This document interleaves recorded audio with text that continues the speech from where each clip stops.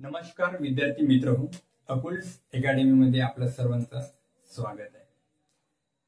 आज आपण गडचिरोली जिल्ह्याची संपूर्ण माहिती पाहणार आहोत।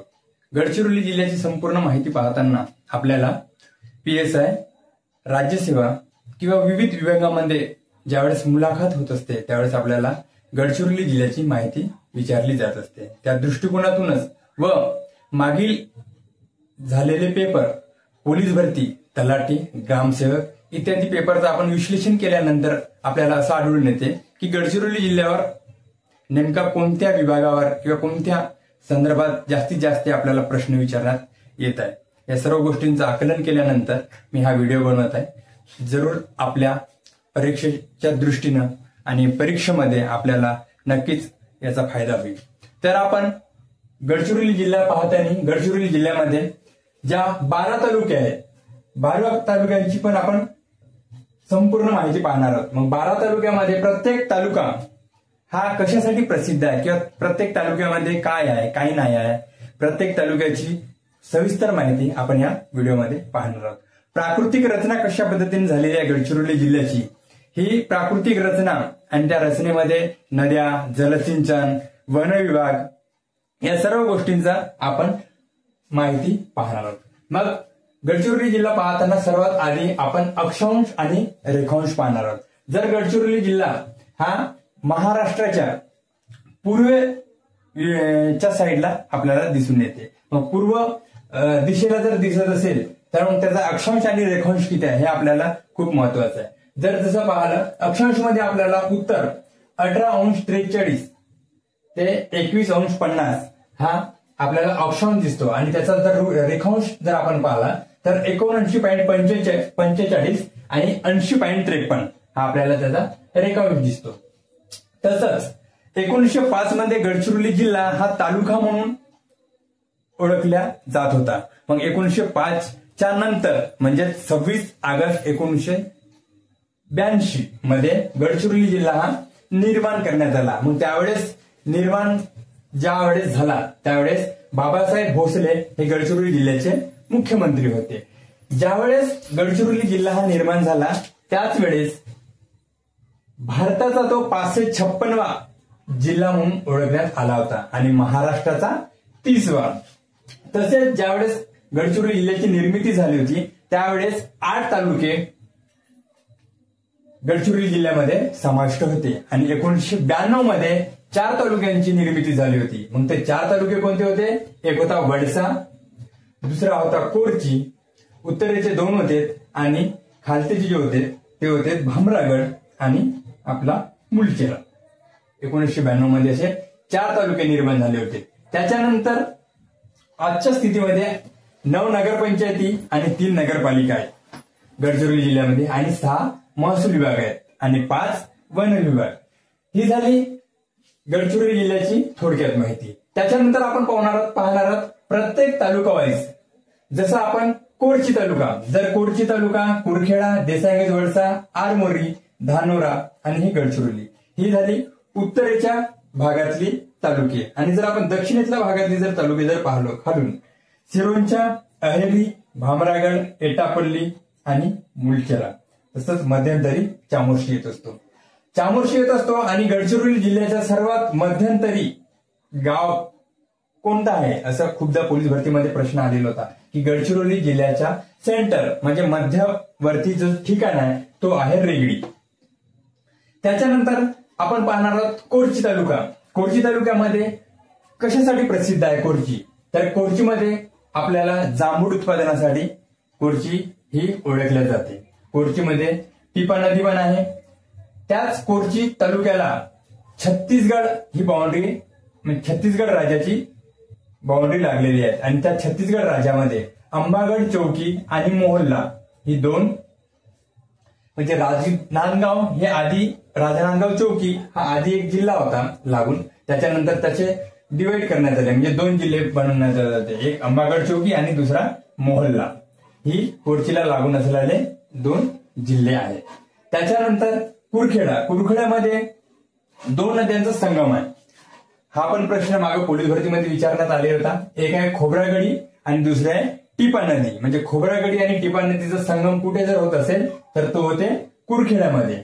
आणि तसंच कुरखेड्यामध्ये सीतेची नाणी म्हणजे आपण आपला भारताचा जर इतिहास जर पाहिला तर भारताच्या इतिहासामध्ये आपल्याला रामायण पाहायला मिळतो. आणि त्या रामायणामध्ये आपल्याला जे राम आणि सीताची जी कहाणी आहे त्या सीतेची कहाणीमध्येच आपल्याला सीतेची नाणी म्हणजे सीता ज्या तलावामध्ये आंघोळ केलेली होती तो तलाव त्या कुरखेड्यामध्ये आपल्याला दिसून येते.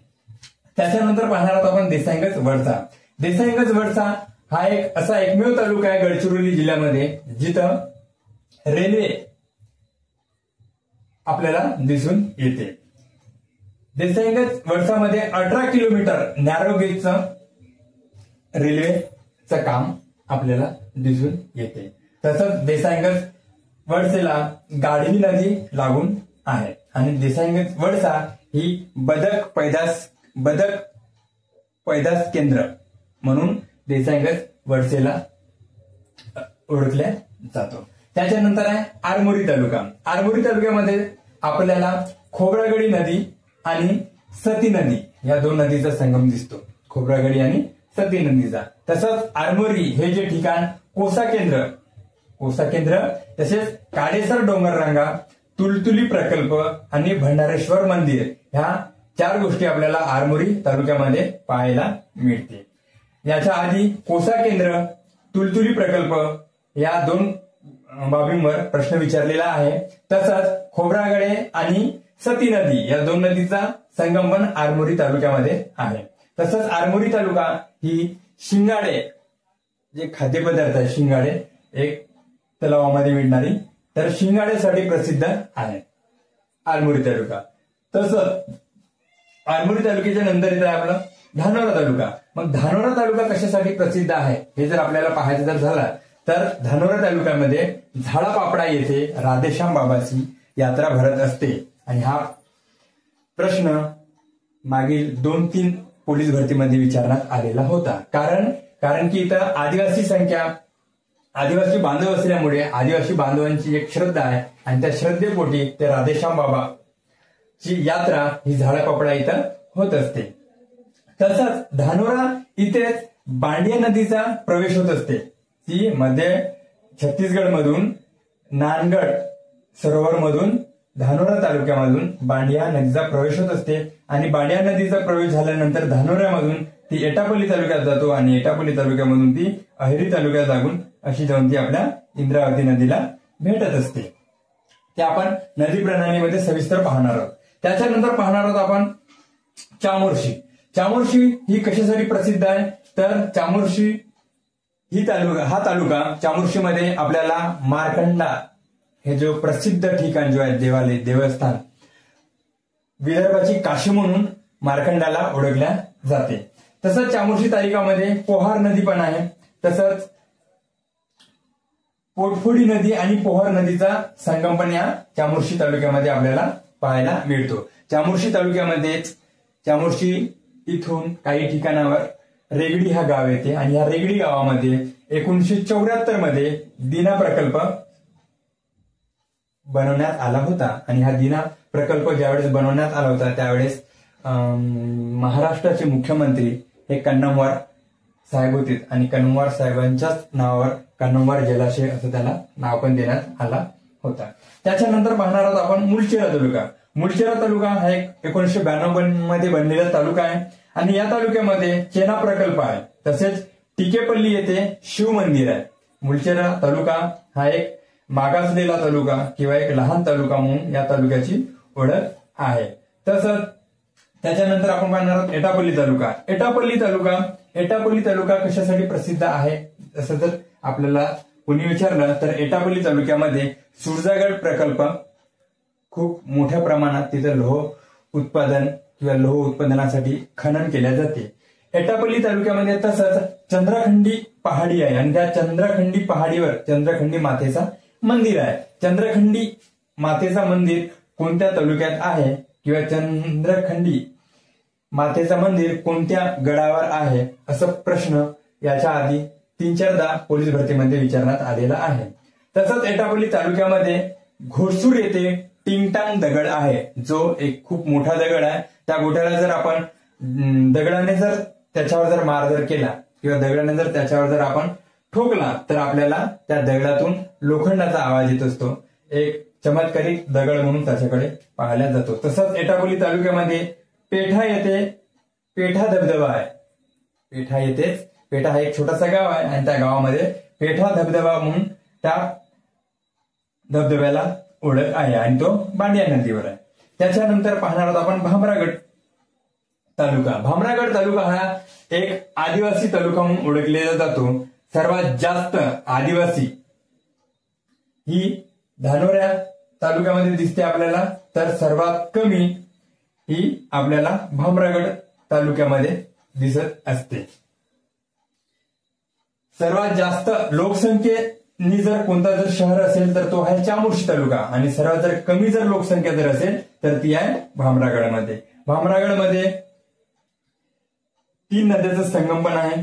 ती आहे इंद्रावती नदीचा पण संगम आहे. तसंच इंद्रावती, पामुल गौतम आणि पर्लकोटा या 3 नदींचा संगम पण भामरागड या ठिकाणी आपल्याला पाहायला मिळते. तसंच भामरागडमध्ये कोंगा पहाडी, नैनखंडी पहाडी, अबुजमाल जो जंगल जी रांगा आहे अबुजमाल ती रांगा पण भामरागड इथेच आपल्याला पाहायला मिळते. तसंच पामुल गौतम नदीवर आपल्याला रजिरप्पी धबधबा पाहायला मिळतो. पामुल गौतम या नदीवर आपल्याला रजिरप्पी धबधबा पाहायला मिळतो. या रजिरप्पी धबधबा याच्यावर पोलीस भरतीमध्ये खूपदा प्रश्न विचारलेला आहे. तसंच भामरागड येथे नैनखंडी पहाडी आहे, तर एटापल्लीला चंद्रखंडी, म्हणजे चंद्रखंडी आणि नैनखंडी या 2 शब्दांमध्ये खूप साम्यता आहे आणि ती साम्यता असल्यामुळे आपण खूप कन्फ्युज होत असतो पेपरामध्ये की चंद्रखंडी भामरागडला आहे की नैनखंडी एटापल्लीला आहे. तर आपण ही एक छोटीशी ट्रिक्स आहे, ती जर लक्षात जर ठेवायचं असेल तर एटापल्लीला सुरजागड पहाडी आहे आणि सूरज आणि चंद्र या दोघांचं साम्य लक्षात ठेवून चंद्रखंडी पहाडी लक्षात ठेवायची. म्हणजे सुरजागड पहाडीवर चंद्रखंडी मातेचा मंदिर आहे, म्हणजे सूरज आणि चंद्र हे एटापल्लीला आहे आणि भामरागडला नैनखंडी पहाडी आहे. तसंच अहिरी तालुका ही आदिवासी लोकांसाठी शिक्षणाचा माहेरघर म्हणून अहिरी तालुक्याकडे पाहिला जातो. तसंच नक्षल्यांचा माहेरघर म्हणून अहिरी तालुक्याकडे पाहिला जातो. कारण नक्षलाचा माहेरघर हा प्रश्न मागच्या पोलीस भरतीमध्ये विचारण्यात आला होता आणि नक्षलचा माहेरघर म्हणून कमलापूर हे ठिकाण प्रसिद्ध आहे. त्याच्यामुळे आणि हे कमलापूर जे ठिकाण आहे ते अहिरी तालुक्यामध्ये येतो. तसंच ही अहिरी तालुका ही प्राणहिता नदीच्या काठी वसलेली आहे. सर्वात क्षेत्रफळाने सर्वात मोठा जर तालुका असेल तर तो आहे अहिरी तालुका. अहिरी तालुका हा सर्वात क्षेत्रफळाने मोठा तालुका म्हणून त्याची पण ओळख आहे. तसंच ग्लोरी ऑफ आलापल्ली हा वन विभागातर्फे बनवण्यात आलेला एक अभयारण्य आहे. तसंच या अहिरीमध्ये जितम धबधबा आहे. कोणता धबधबा? जितम धबधबा. तसंच अहिरीमध्ये कोलामार्क रानमैस पण आपल्याला आढळून येते. कोलामार्क रानमैस हे 2013 मध्ये बनवण्यात आला होता आणि ग्लोरी ऑफ आलापल्ली हा 1953 मध्ये बनवण्यात आला होता किंवा याची स्थापना आपल्याला प्रश्न विचारला जातो. तसंच जितम धबधबा आणि देवलमारी धबधबा हे आपल्याला अहिरी तालुक्यामध्ये पाहायला मिळते. त्याच्यानंतर पाहणार आहोत आपण सिरोंचा तालुका हा झिंग्यासाठी प्रसिद्ध आहे आणि तसंच सिरोंचा तालुक्यामध्ये आपल्याला परसेवाडा धबधबा आणि दोभूर धबधबा हा सिरोंचा तालुक्यामध्ये आपल्याला पाहायला मिळतो. तसंच नगरम येथे प्राणहिता आणि गोदावरी नदीचा संगम पण पाहायला मिळतो. ही झाली ढोबळमानाने आपल्या सर्व तालुक्यांची माहिती. याच्यानंतर आपण पाहणार आहोत डोंगर रांगा. गडचिरोली जिल्हा हा डोंगर रांगाने भरलेला आहे. त्याच्यामुळे डोंगर रांगावर प्रत्येक वर्षी एक ना एक प्रश्न आपल्याला पोलीस भरतीमध्ये पाहायला मिळत असतो. तर डोंगर रांगा पाहताना उत्तर ते दक्षिण या क्रमाने आपण डोंगर रांगा पाहणार आहोत. मग डोंगर रांगा पाहताना सर्वात पहिला डोंगर रांग येते टिपागड, कारण ते कोरचीमध्ये आहे. आणि कोरची कशासाठी प्रसिद्ध आहे? गुरुबाबाची तिथं यात्रा भरते. तिथं कुंभकोट या ठिकाणी मंडई उत्सव होत असते. आदिवासी लोकांचा तिथं एक खूप मोठा उत्सव होत असते. तो उत्सव म्हणजे मंडई उत्सव. आणि हा मंडई उत्सव कुठे होत असते? तर कोरची तालुक्यामध्ये. कोरची तालुक्यामध्ये टिपागड आहे. कोणता गड आहे? टिपागड. आणि या डोंगर रांगामध्ये बेलघाट हा एक घाट पण आहे. आणि ह्या घाटावर विविध प्रश्न आपल्या पोलीस भरतीमध्ये, तलाठी भरतीमध्ये, ग्रामसेवक भरतीमध्ये विचारलेला आहे. त्याच्यानंतर येते खोब्रामेंढा डोंगर. खोब्रामेंढा डोंगर हा कुरखेडा तालुक्यात आहे. कुरखेडा तालुक्यात खोब्रामेंढा डोंगर आहे. तसेच कुरखेडा तालुक्यामध्ये अरततोंडी हे पहाडी आहे. आणि त्या पहाडीवर महादेव शिवशंकरांचं एक मंदिर आहे. तसंच डोंगरहुला हा धानोरा तालुक्यामध्ये येणारा डोंगर आहे. या धानोरा तालुक्यामध्ये आपण पाहिलो होतो झाडापापडा येथे राधेश्याम बाबाचा यात्रा भरत असते. तसंच झाडापापडा येथे हे कुलदैवत आहे. कुलदैवत आदिवासींचे कुलदैवत या झाडापापडा येथे दिसल्या जातो. तसंच लेखामेंढा इथे राधेश्याम बाबाची यात्रा भरत असतेच. तसेच धानोरा या ठिकाणी भोवरगड इथं शिवयात्रा भरत असते. त्याच्यानंतर आहे सुरजागड डोंगर. सुरजागड डोंगर हे एटापल्ली तालुक्यामध्ये दिसून येते. आणि एटापल्ली तालुक्यामध्ये आपण पाहिलो की सुरजागड हे डोंगर आहे. आणि त्या सुरजागड पहाडीवर ठाकूरदेव आणि चंद्रखंडी मातेचा मंदिर पण आहे. त्याच्यानंतर आहे गडलगट्टा डोंगर. गडलगट्टा डोंगर हा भामरागड या ठिकाणी आहे. गडलगट्टा डोंगर भामरागड या ठिकाणी आहे. आणि ह्या भामरागड मध्येच नैनखंडी पहाडी आहे. आणि त्याच नैनखंडी पहाडीमध्ये नैनखंडी मातेचा मंदिर पण आहे. भामरागडला नैनखंडी आणि एटापल्लीला चंद्रखंडी. एटापल्लीला सुरजागड हा पहाडी आहे, सूरज आणि चंद्र. आणि भामरागडला नैन.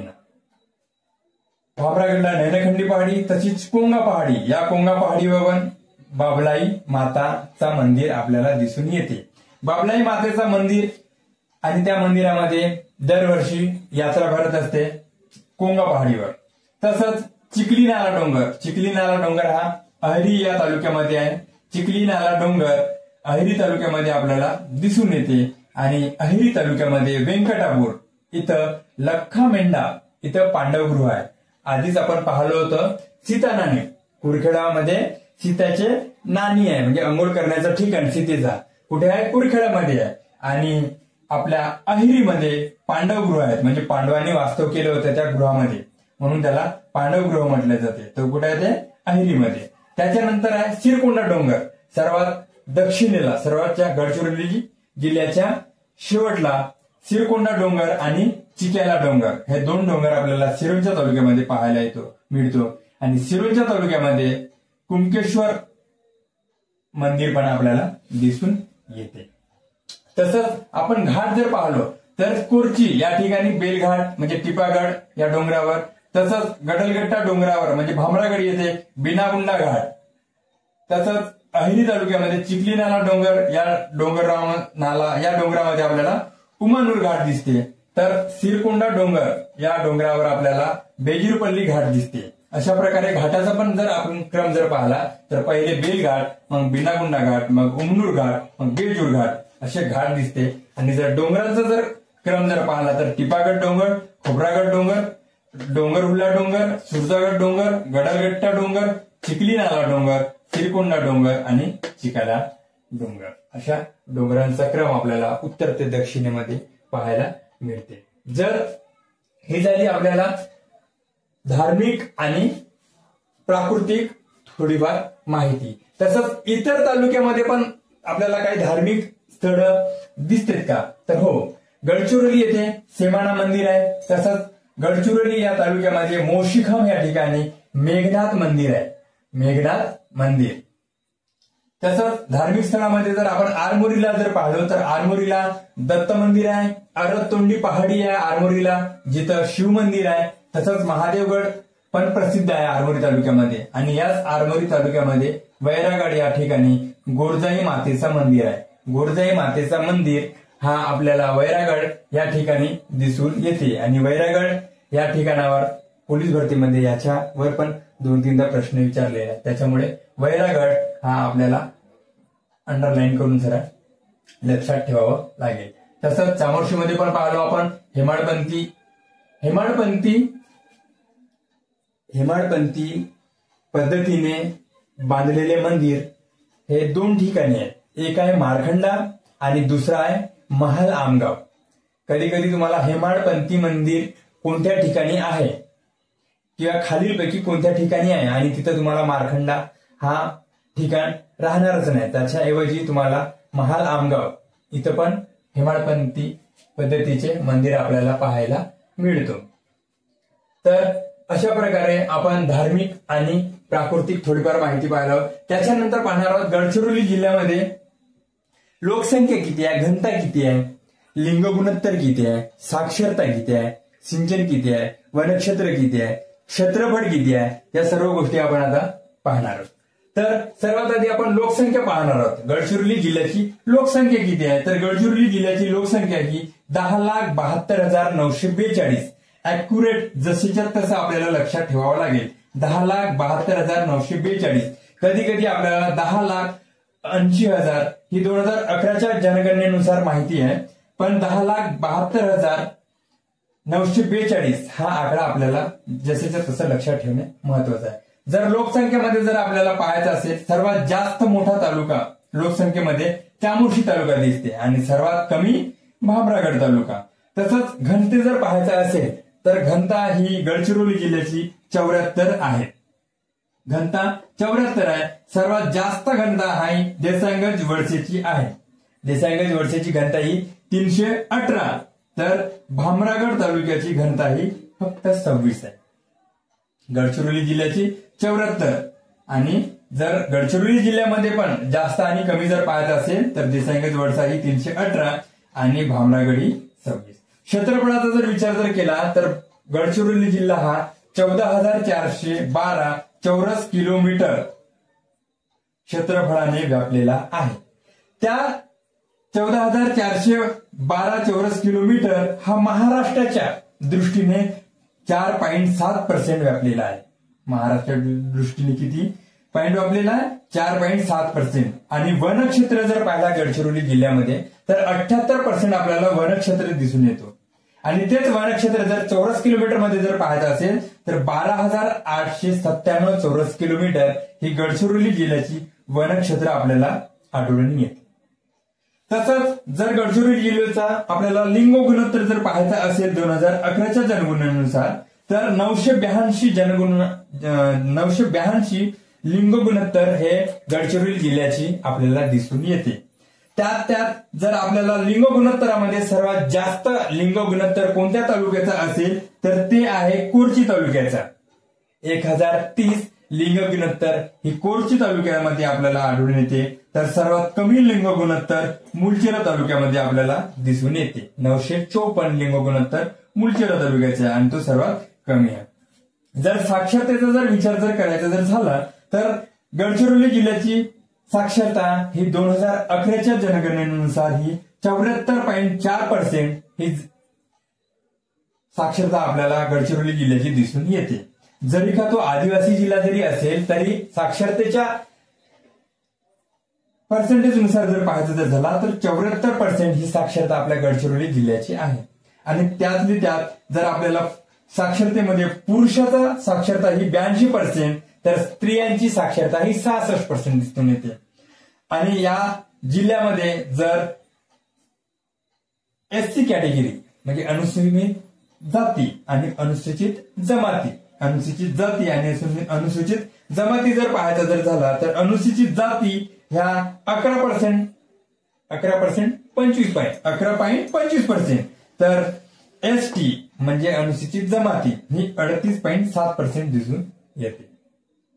अशा प्रकारे आपल्याला थोडक्यात या गडचिरोली जिल्ह्याची लोकसंख्या, घनता, क्षेत्रफळ आणि लिंग गुणोत्तर, साक्षरता तसंच वनक्षेत्र पण आपल्याला लक्षात ठेवता येईल.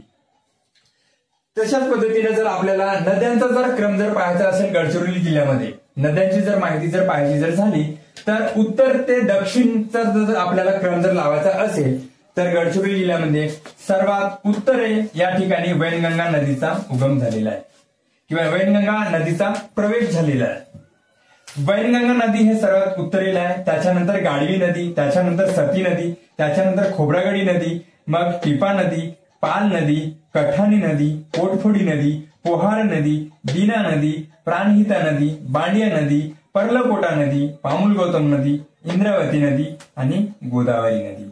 पर्लकोटा नदी की पामुल गौतम नदी याच्यामध्ये संभ्रम पाहायला मिळतो आपल्याला, कुठं कुठं पामुल गौतम वर दिलेला आहे, कुठं कुठं पर्लकोटा वर दिलेला आहे। पण मी ही माहिती आपल्या जिल्ह्याच्या ठिकाणी आणि शाळेच्या जी नकाशा आहे त्या शाळेच्या नकाशावरून काढलेली आहे। सर्वात दक्षिणेला गोदावरी नदी आपल्याला पाहायला मिळते आणि सर्वात उत्तरेला वैनगंगा नदी।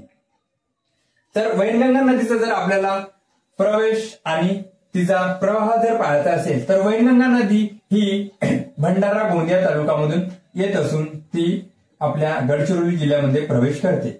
मग गडचिरोली जिल्ह्यामध्ये प्रवेश केल्यानंतर वैनगंगा नदी ही देसंगज वरचा या ठिकाणून आपल्याला तिचा प्रवाह पाहायला मिळतो। अशा प्रकारे वैनगंगा नदी अशी वाहत वाहत वाहत वाहत वाहत वाहत वाहत या चामोर्शी तालुक्यातील चपराळा या ठिकाणी वर्धा आणि वैनगंगा नदीचा संगम होतो आणि तिला प्राणहिता हा नाव मिळालेला आहे। तर हा जो संगम आहे हा संगम चपराळा येथे शिवनी या ठिकाणी आपल्याला पाहायला मिळतो। हा प्रवाह पुढे समोर जाऊन ही गोदावरीला मिळत असते। ही झाली आपली वैनगंगा नदी। त्याच्यानंतर पाहायची आपल्याला बांडिया नदी। विशेष करून वैनगंगा नदी आणि बांडिया नदी या दोन नद्यांवर जास्तीत जास्त प्रश्न आपल्याला विचारत असते। तर बांडिया नदीचा जर प्रवेश जर आपल्याला पाहायचा असेल तर नानगड सरोवर या ठिकाणाहून छत्तीसगड मधून ही धानोरा तालुक्यामध्ये प्रवेश करते। बांडिया नदी धानोरा तालुक्यामधून एटापल्लीला जात असते, एटापल्लीवरून भामरागड, भामरागडवरून अहेरी म्हणजे अशा तालुक्यामध्ये प्रवेश करून ती नदी इंद्रावती नदीला मिसळत असते। त्याच्यानंतर इंद्रावतीचा जर आपण प्रवाह जर पाहिला किंवा इंद्रावतीचा प्रवेश जर पाहिला तर ती छत्तीसगड मधून भामरागड या ठिकाणी प्रवेश तिचा आपल्याला दिसून येते आणि अशा पद्धतीने इकडे प्रवाह होते, इकडे प्रवाह होत या सोमनूर या ठिकाणी इंद्रावती आणि गोदावरी नदीचा संगम आपल्याला पाहायला मिळते। जर आपल्याला संगम जर पाहायचा असेल तर वैनगंगा आणि खोब्रागडी नदीचा संगम आरमोरी पासून सावंगी या ठिकाणी आपल्याला संगम दिसत असते। त्याच्यानंतर इथं वैनगंगा आणि कठाणी नदीचा गडचिरोलीमध्ये पाहायला मिळते। चामोर्शीमध्ये पोटफोडी नदी आणि पोहार नदीचा पाहायला मिळते। चपराळामध्ये आताच पावलो वर्धा आणि वैनगंगा नदीचा पाहायला मिळते। तर आपल्याला नगरम येथे प्राणहिता नदी आणि गोदावरी नदीचा संगम पाहायला मिळते। समोर जर आपण इकडे जर पाहायचं असेल तर बांडिया इंद्रावती नदी या दोन नद्यांचा संगम येचली या ठिकाणी आपल्याला पाहायला मिळत असते आणि भामरागड इथे इंद्रावती, पामुल गौतम आणि पर्लकोटा नदीचा संगम आपल्याला पाहायला मिळतो। तसंच समोर कुरखेडामध्ये खोब्रागडी नदी आणि टिपा नदीचा संगम आपल्याला पाहायला मिळते। तसंच आपल्याला आरमोरीमध्ये खोब्रागडी आणि सती नदीचा संगम पाहायला मिळते। कोरची नदीचा पण कोरचीमध्ये पण टिपा नदी ह्या नदीचा इथून प्रवाह चालू होते आणि समोर ही करखेडा तालुक्यातून ही वाहत वाहत समोर इकडे आपल्या वैनगंगा नदीला मिळत असते। ही झाली नद्यांची थोडक्यात माहिती। तशाच प्रकारे जर आपल्याला गडचिरोली जिल्ह्यामध्ये नॅशनल हायवे म्हणजे राष्ट्रीय मार्ग जर पाहायचा असेल तर 353C हा राष्ट्रीय महामार्ग साकोली गोंदिया ते पारकाता म्हणजे तेलंगणा 353C हा नॅशनल हायवे मार्ग आहे। त्याच्यानंतर राष्ट्रीय महामार्ग 353D हा मार्ग नागपूर ते आरमोरी असा प्रवास होत असते। त्याच्यानंतर नॅशनल हायवे 930 करंजी म्हणजे चंद्रपूर ते छत्तीसगड नॅशनल हायवे 930। त्याच्यानंतर नॅशनल हायवे 63 याचा जुना क्रमांक 16 होता जो आता नवीन क्रमांक 63 आहे। याच्यावर पण प्रश्न पोलीस भरतीमध्ये, तलाठी भरतीमध्ये, ग्रामसेवक भरतीमध्ये विचारलेला आहे। नॅशनल हायवेचा जुना क्रमांक किती होता तर 63चा 16 होता, आता नवीन हा 63 दिलाय. तो सिरोंचा ते जगदलपूर म्हणजे छत्तीसगड, निजामाबाद ते जगदलपूर असा त्याचा प्रवास आहे. त्याच्यानंतर आपण अभयारण्य म्हणजे कोणता अभयारण्य कोणत्या वर्षी स्थापन झाला किंवा कोणत्या तालुक्यामध्ये आहे हा पण प्रश्न आपल्याला विचारण्यात आलेला होता आणि विचारण्यात येतो. तर चपराळा 25 फेब्रुवारी 1986 मध्ये अभयारण्य म्हणून आपल्याला दिसून येते. चपराळा अभयारण्य हा 137 चौरस किलोमीटर क्षेत्रफळाने व्यापलेला आहे. तो चामोर्शी तालुक्यामध्ये येते आणि वन विभाग याचा आलापल्ली आहे. वन विभाग वेगळा आणि तालुका वेगळा. कधी कधी चामोर्शी वन विभाग म्हणून असा पण प्रश्न देऊन आपल्याला फसवण्यात येते. त्याच्यामुळे वन विभाग पण आपल्याला माहीत असणे गरजेचं आहे. त्याच्यानंतर भामरागड अभयारण्य हा आपल्याला भामरागड वन विभागातच आढळून येतो आणि त्याचा क्षेत्रफळ हा 104 चौरस किलोमीटर आहे. त्याच्यानंतर कोलामार्ग रानमैस हा 2013 मध्ये याची स्थापना किंवा याला अभयारण्य म्हणून घोषित करण्यात आलं होती. 180 चौरस किलोमीटर कोलामार्ग रानमैस चा क्षेत्रफळ आपल्याला आढळून येते. हा कोलामार्ग रानमैस तालुका अहेरी आणि वन विभाग सिरोंचा आणि वनक्षेत्र येतो कमलापूर. त्याच्यामुळे कोलामार्ग रानमैस अभयारण्य 2013 ही बारीक माहिती आपल्या लक्षात व्यवस्थित असणे आवश्यक आहे, कारण याच्यावर आपल्याला पोलीस भरती तलाठीमध्ये वारंवार प्रश्न विचारण्यात येत असतो. याचा तालुका आहे अहेरी, वन विभाग आहे सिरोंचा, वनक्षेत्र आहे कमलापूर.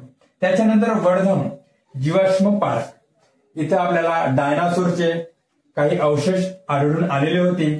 तर हा वर्धम जीवाश्म पार्क सिरोंचा तालुक्यामध्ये आढळून येतो आणि याचा वन विभाग आहे सिरोंचा. अशा प्रकारे आपल्याला ढोबळमानाने गडचिरोली जिल्ह्याची माहिती पाहायला मिळत आहे. दिसायला जरी तुम्हाला स्पष्ट दिसत नसेल तरी तुम्ही युट्यूबला आपण जर स्क्रोल केलो किंवा त्याला झूम केला की आपल्याला ते स्पष्ट दिसून येते आणि युट्यूबवर डाउनलोड करून सर तुम्ही ही माहिती ऐकू पण शकता आणि बघू पण शकता आणि जास्तीत जास्त आपल्या मित्रापर्यंत पोहोचवण्याचा प्रयत्न नक्कीच करावा. युट्यूबवर अकुल्स अकॅडमी या युट्यूब चॅनेलला जाऊन भेट अवश्य द्यावा. समोरील ज्या छोट्या छोट्या बॉबी ज्या आहेत, पोलीस स्टेशन कोणत्या तालुक्यामध्ये किती आहेत, वन विभाग कोणत्या तालुक्यामध्ये किती आहेत, किंवा जलसिंचन कशा प्रकारे गडचिरोली जिल्ह्यामध्ये आहे, खाणी किती आहेत गडचिरोली जिल्ह्यामध्ये, कुठं आहेत किंवा कुठं कुठं उत्पादन होत आहेत किंवा कुठं कुठं खाणी आहेत, याच्या लहान लहान ज्या गोष्टी आहेत त्या आपण समोरील व्हिडिओमध्ये पाहणार आहोत.